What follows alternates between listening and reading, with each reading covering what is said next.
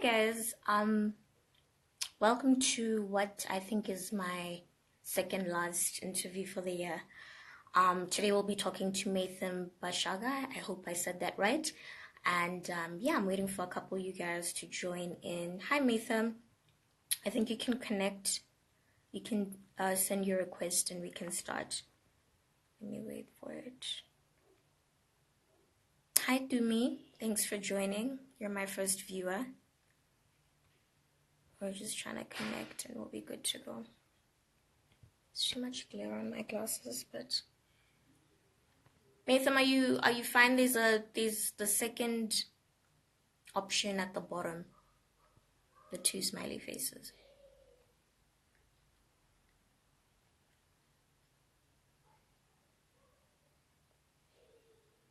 There we go. All right, hold on.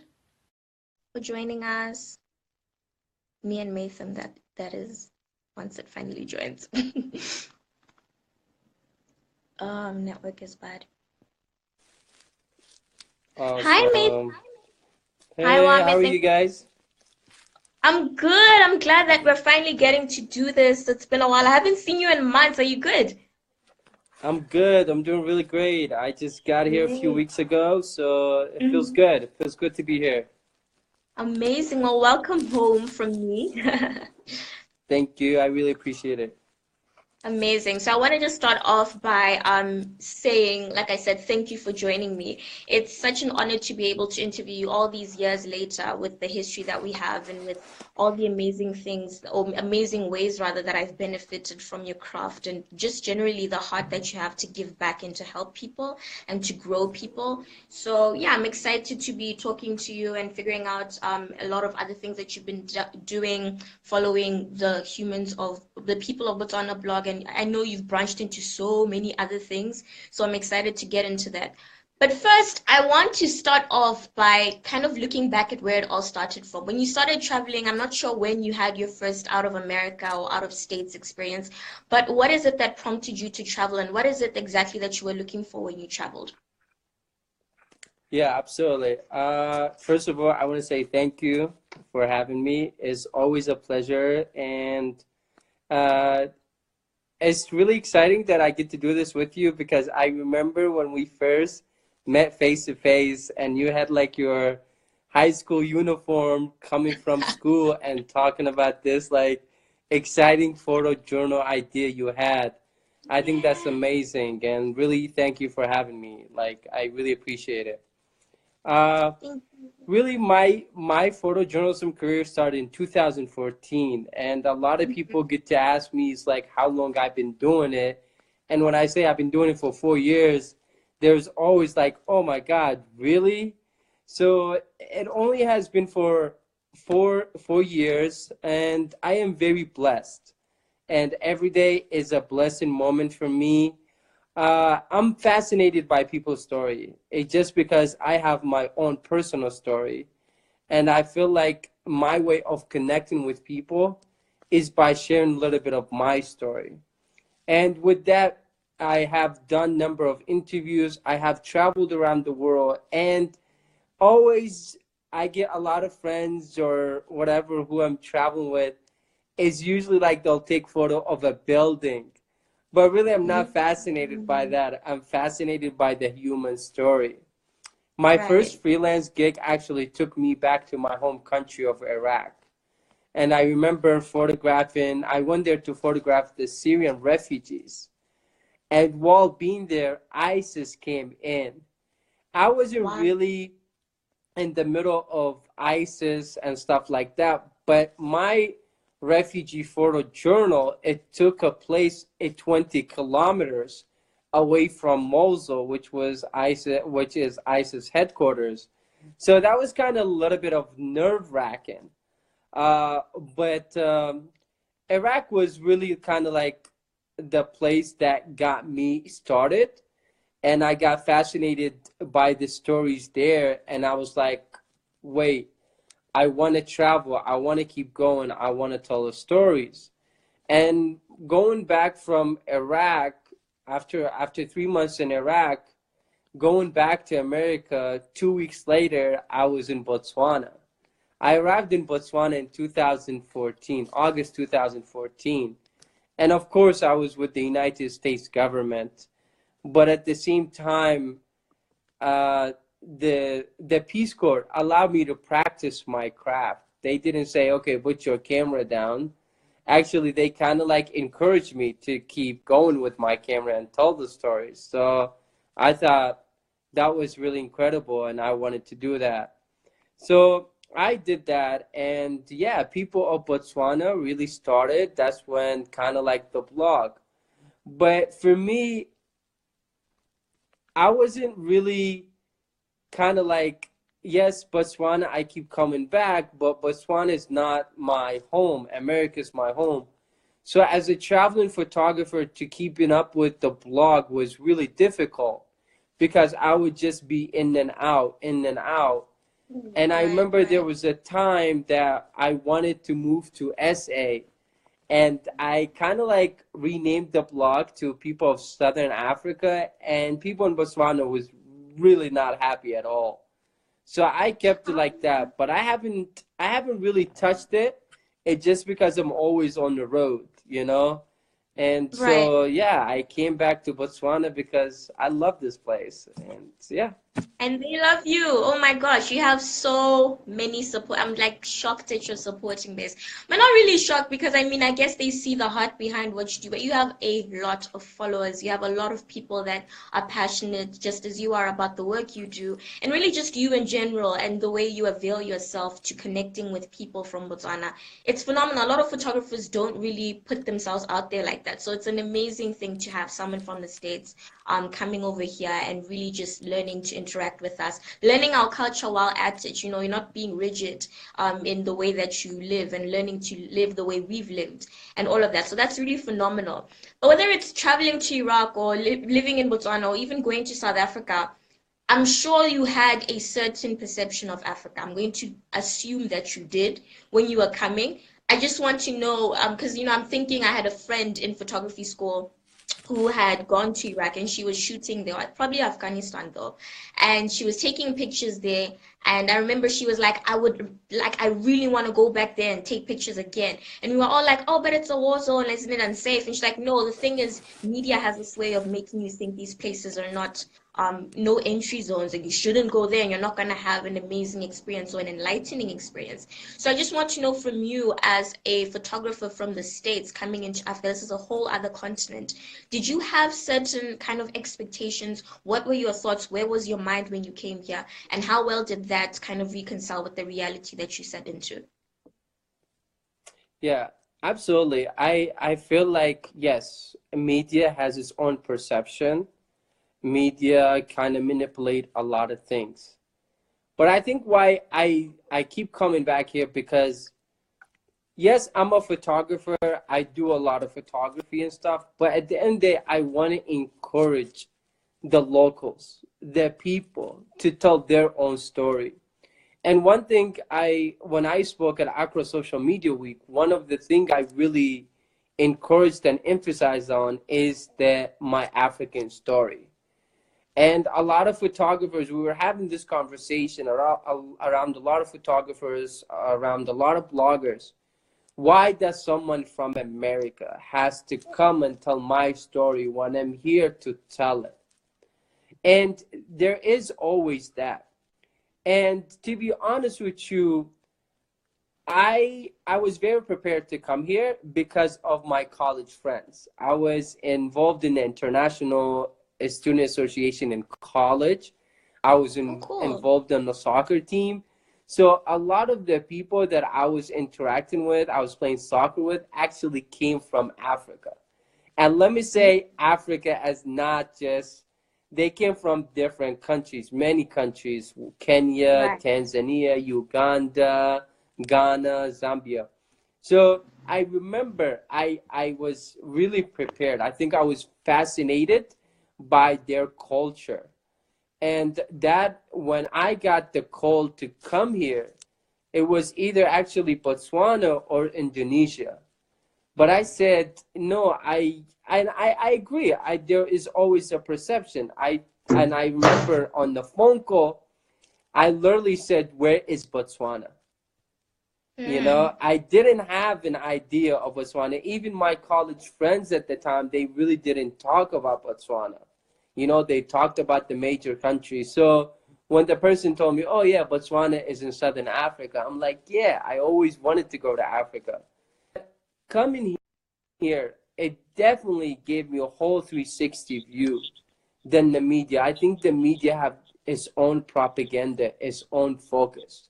You'll never see stories, positive stories being reported about Botswana, about Namibia, but you see the stories that are being reported out of the out of the Congo and its the Ebola situation. You hear the stories coming out of Somalia, you know, but you don't hear really much positivity. And I think Right.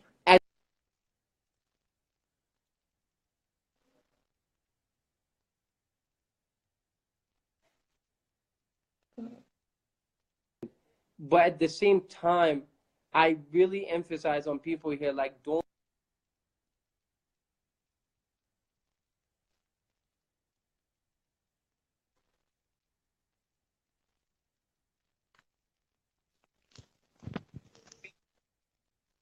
tell the story together. And one of the things Right. I walk around is if I'm doing something wrong, please tell me. Please tell me. Just and I have like many people, many photographers. Like today, I was at an event, and someone comes up to me and goes like, "Oh my God, I always want to introduce myself to you." Yeah, come introduce yourself to me. Let's have a conversation. Let's talk about the social issues. Don't just say hi and walk away. Like, let's have a conversation, you know? And I love Right. ideas. And, you know, I'm, I'm kind of like a photographer that I don't have a studio. Okay. I do most of my meetings at a public place. Probably a lot of people have seen me at Mug and Bean. A lot of people have seen me at Main Deck. um, that's what I do most of my meetings. Like I really don't have a studio, and I think that's why sometimes it's really hard for a traveling photographer. You don't have like a place to hang your pictures because you're always traveling. Right. Wow, I can imagine what that must be like. Yeah.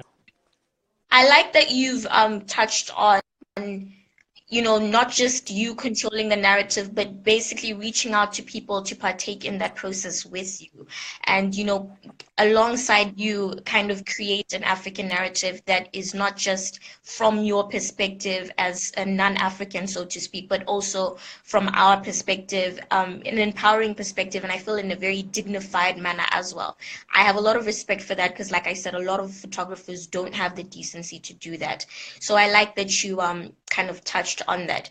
So, Maitham, like I said, I know you do a lot of things, and I know that even in terms of photography, you go above and beyond from not only just taking pictures of people, but I know you've hosted, I think you've taught photography a couple times. You really Hmm. are set out to kind of empower people to tell their stories, like you had just said. And I just wanted you to kind of talk about your creative energy in terms of connecting with people, because I know, like I said, you do professional work and there's obviously things you get booked for and all of that. How do you kind of stay in touch with that side of you that says, I still want to make interacting with people the center of the purpose of my work? Yeah.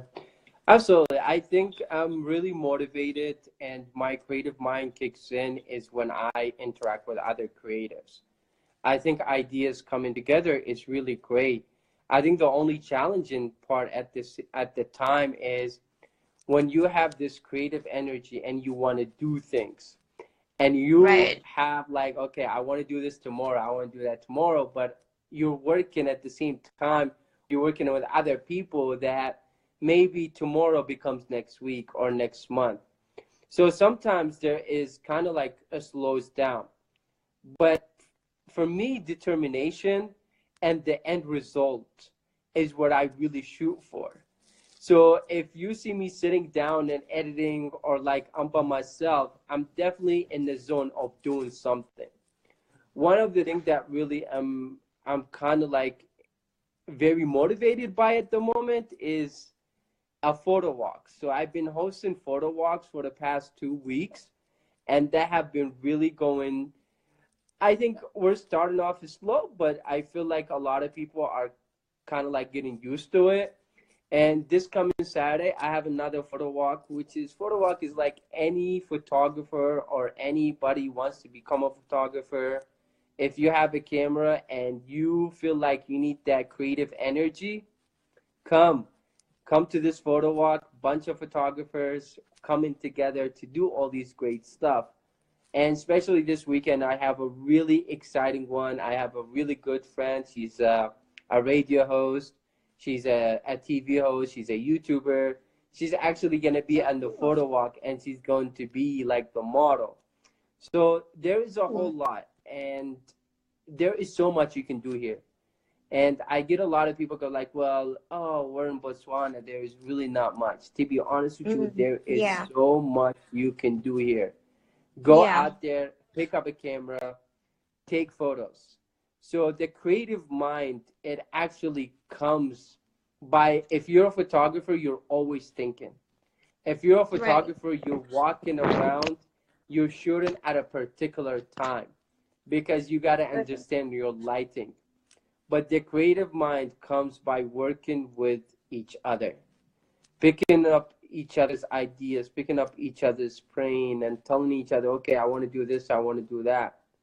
That's how it works. And honestly, I get motivated by people and people's idea. It's not like, oh my God, Maitham, I'm just gonna do this. I think for me, I'm here.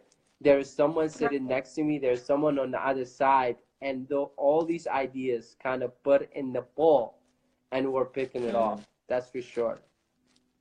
Amazing. I like that, it from interacting with people and just having a passion for people, also utilizing their ideas and respecting their point of views. We've been talking about collaboration actually, on with a couple other people I've hosted on my IG live. So I like that you're connecting it to that because a lot of us in Botswana don't like to collaborate. I know even personally I'm guilty of not doing as many collaborations as I could.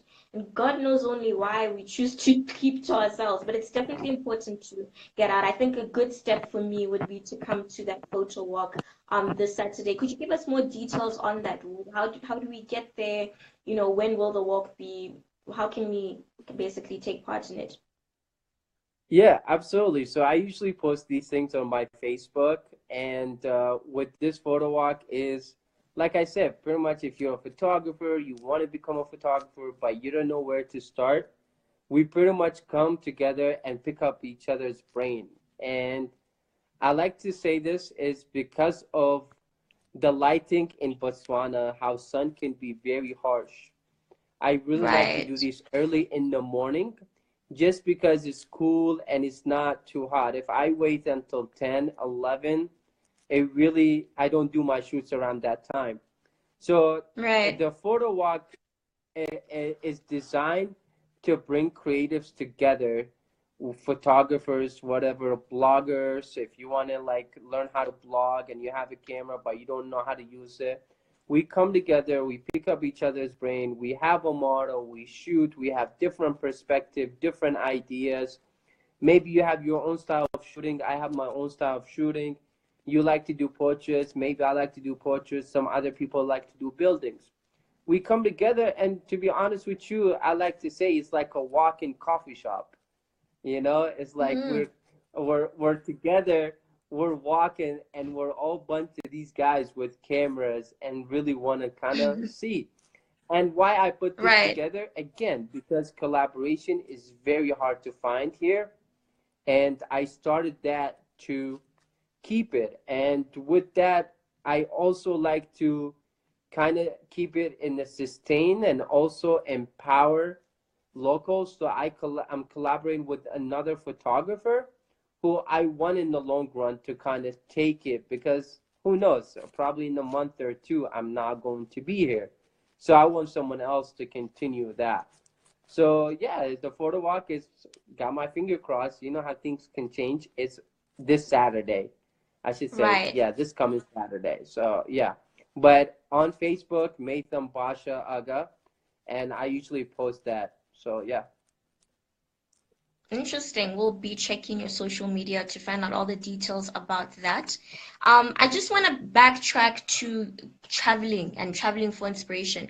I know, like on your Instagram, you usually post stories, like caption stories of your experiences meeting different people. Is there any particular? Power out. Oh my gosh, that's what that is. I'm just gonna Pa- speak, and you can Power hear me out. though, right? Yes, I can hear you. Absolutely. Absolutely. Okay, cool. So Yeah. I was basically saying that I know that you travel so much, and there's probably a bunch of experiences that you've had in different countries. I know you put that up hmm on your Instagram most of the time.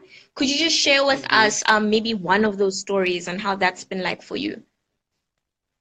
Yeah, I think one of the things is in June I took a job in Ghana to work as a communication manager for an NGO.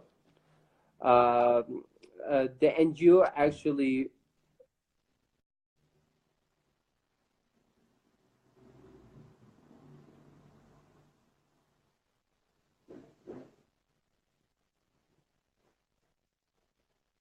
Oh my gosh, I think,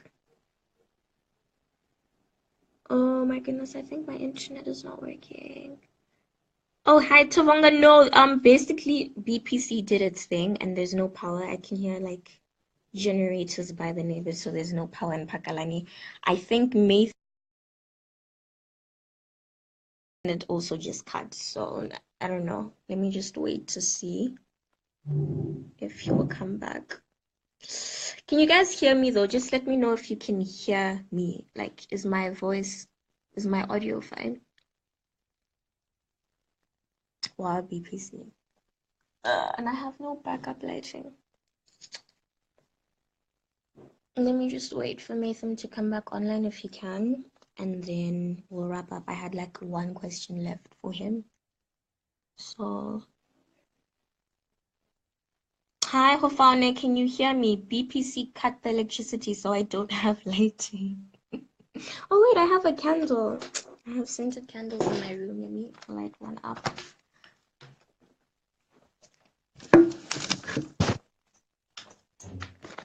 Give me a second.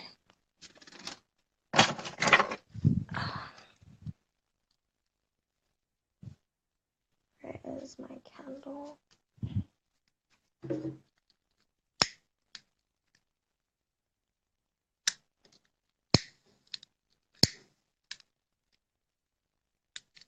My lighter isn't working.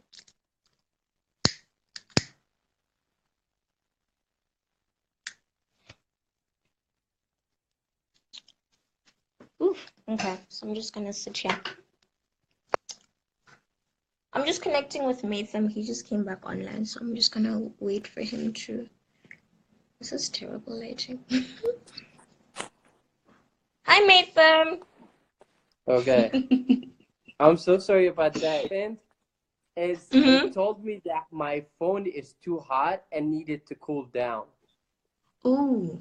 So what did you Yes. do? I Are don't you know, like still I gonna just like? kept it there. Yeah, like it wouldn't let me do anything. Like it said, like I mean, no service, nothing. It was just literally like the temperature. I took a picture of it actually. I'll send it to you on WhatsApp later. It was Oh so my yeah, it's goodness. so weird, but so hopefully this Right, time it won't get hot. you were telling Yes, us about I'm using a candle. I'm looking I for the know. right I place see to put that. it. But you were speaking about, yeah, one of your most profound or most sentimental kind of experiences traveling. Yeah. So definitely. So while in that position, I traveled with this NGO to Lake Volta, which is the largest man-made lake in the world. And Lake Volta has a lot of child slaves. So a lot Oh, of slavery masters would buy these kids so and take them to the lake so they can fish. I think the stories from there were very incredibly sad, incredibly upsetting, very, very hard to write about, very hard to, right. take photos. So I think that, to be honest with you, I say these stories kind of in a way kind of said, you know what, Maitham, I think it's time for you to just find a place somewhere and just stop doing all this. I am not saying that I'm not. I'm saying like these stories are really hard, and I think what No, I happens is get it. wherever I go, Mm, every like what I saw was very rough, was very hard, but I am sure tomorrow I will go somewhere and see or hear a worse story. So right. for me to pick one particular thing to talk about is very hard. I think there's always stories, but I think that's the recent one. The recent one that is very, very hard to Right. be with and like to follow and see it. So yeah, for sure. I can Like imagine because what I mean is like you see kids being rescued. You see kids being put on the boat, and you're there to kind of like take pictures and that. And you look at some of these kids who haven't had haircut in like number of months or years, and you see 6 year olds or 7 year old or 8 year old uh, being rescued because they have been whether sexually abused and this and that. It was very upsetting. It was, but that's the world we live in. I can imagine because something that I was explaining actually to another photojournalist the other day is, the difference between photojournalism and like what I do, for instance, is documentary work is concepts. I don't have to tell the full reality. I can be a bit picky with what I choose to share, but as a photojournalist, you have to put it out as it is, and that can be very hard to do sometimes. So I definitely sympathize with your stand on that matter. And I mean, it's very unfortunate that you get to see all these things, and like you said, it becomes harder to tell the stories that need to be told and that people need to be informed about because it's just too heartbreaking and it takes a toll on you emotionally. Because like you said, at the end of the Absolutely, day, it's you being there and you being at the forefront of all these experiences. And yeah, that for can sure. be, I can really imagine how that's like.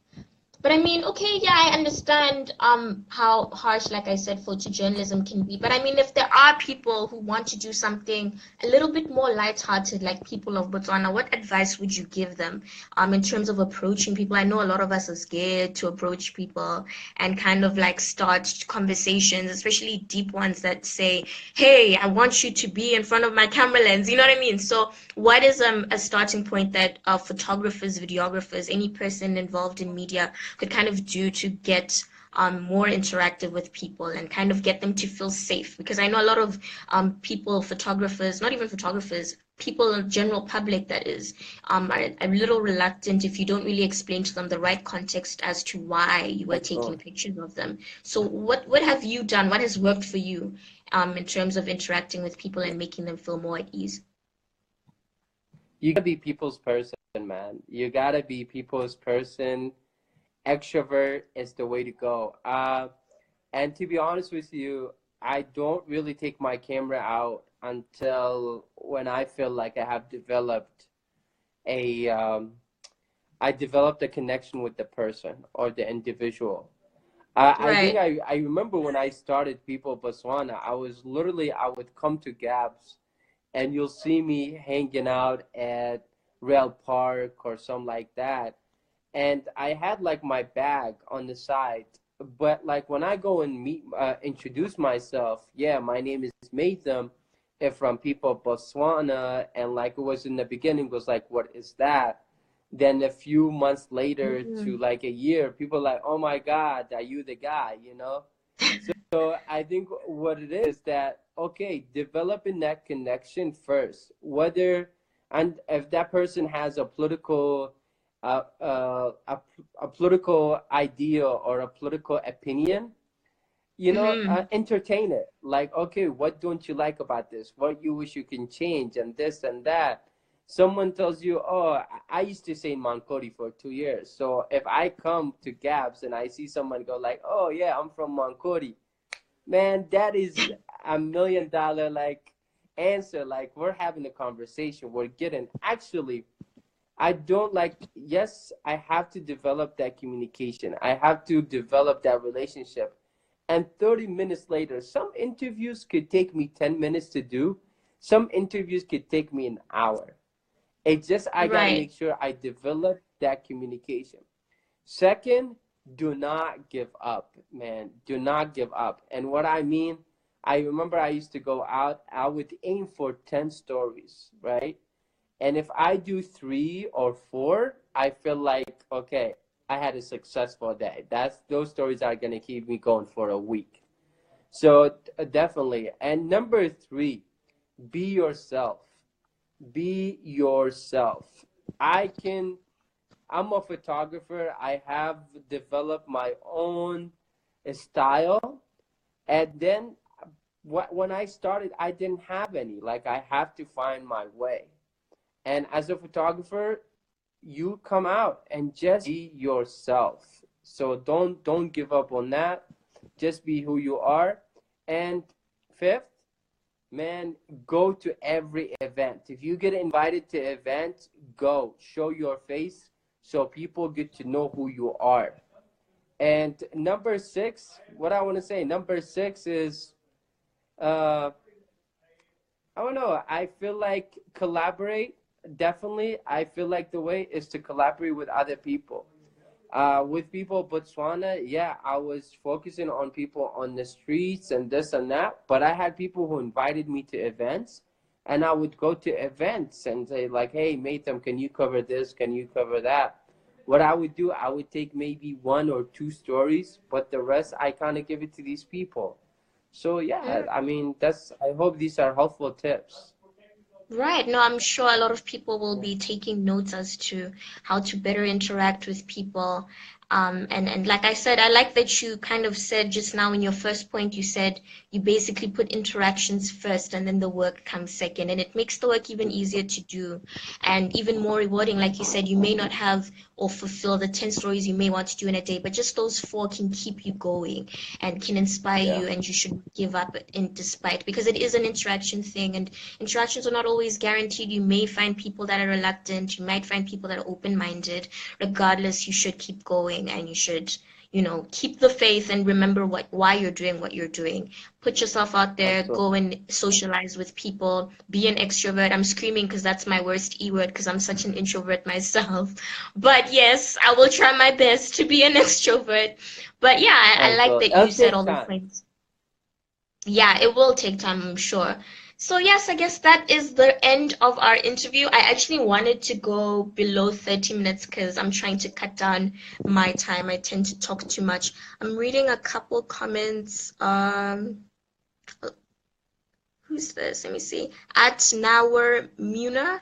I'm not saying that well, but she says, or he Wait, let's says, see. maybe Sishan Erie. And then apart from all the other questions about the internet, Kando Wonderful was asking why our lighting is bad. We probably look terrible because we're photographers and we're here with our bad lighting. So people are like, well, what are these It people happens. doing? It But thank you so happens. much for I your won't. time, I won't Nathan. take a Thank you picture so of much. somebody in this lighting, so I won't I'm do that. like thinking, I can't even take a screenshot. My phone will be like, what's going on, Toala? Like, this is not you. But But thank you so much, Maitham. I'm really appreciative. I will anytime. Thank you. definitely see you on Saturday. I'll DM you about details as to how to get the photo up, and I'll put it up on my stories during the week so we can get as many people as we can joining in and basically learning how to be inspired by their environments and the people around them, as much as learning the power of collaborations and learning to network as Absolutely. well. Since we'll be all photographers there. Once again, thank you so much, Maitham. I'm so excited that we got to do this. And yeah, I'm wishing you a good night. All right. Good night. All right, cheers.